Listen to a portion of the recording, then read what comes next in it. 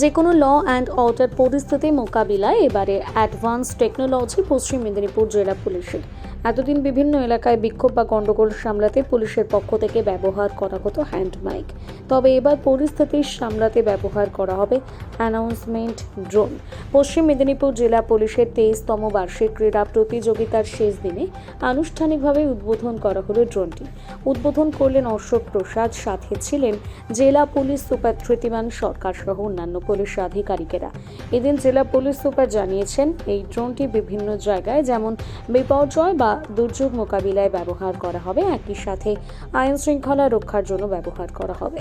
Announcement ড্রোনটি 70 metre উচ্চতা পর্যন্ত উঠতে পারবে। এডিজি ওয়েস্টার্ন জোন স্যার এসেছেন এবং তার হাত ধরে আজকে এই ড্রোনটি ইনগরেশন করা হলো। এটি একটি অ্যানাউন্সমেন্ট ড্রোন, যেটি বিভিন্ন ল অ্যান্ড অর্ডার অ্যারেঞ্জমেন্টস এর ক্ষেত্রে, পুলিশ অ্যারেঞ্জমেন্টস এর ক্ষেত্রে, যেখানে বেশি সংখ্যক লোকজন আসবে তাদের ক্ষেত্রে, এবং কোনো আর্লি ওয়ার্নিং সিস্টেম হিসেবে কাজ করবে কোনো ন্যাচারাল ক্যালামিটিস বা ডিজাস্টারের পূর্বাভাসে। এটা উড়বে প্রায় 35 মিনিট একটানা, এবং এটিকে ওয়াকি টকি থ্রু দিয়ে এর সাথে কমিউনিকেট করা যায়। যেটা বলতে হচ্ছে লাইভ, সেটাকে ওয়াকি টকি থ্রু দিয়ে ওটাকে বলানোর ব্যবস্থা করা থাকছে এটাতে। এর সঙ্গে কিছু বুকড বা প্রি রেকর্ডেড কিছু সাউন্ডস থাকছে, কিছু সাইরেন্স থাকছে, সো দ্যাট আমরা এটাকে ইউজ করতে পারি। বিগ নিউজ, সবার আগে সবার সাথে।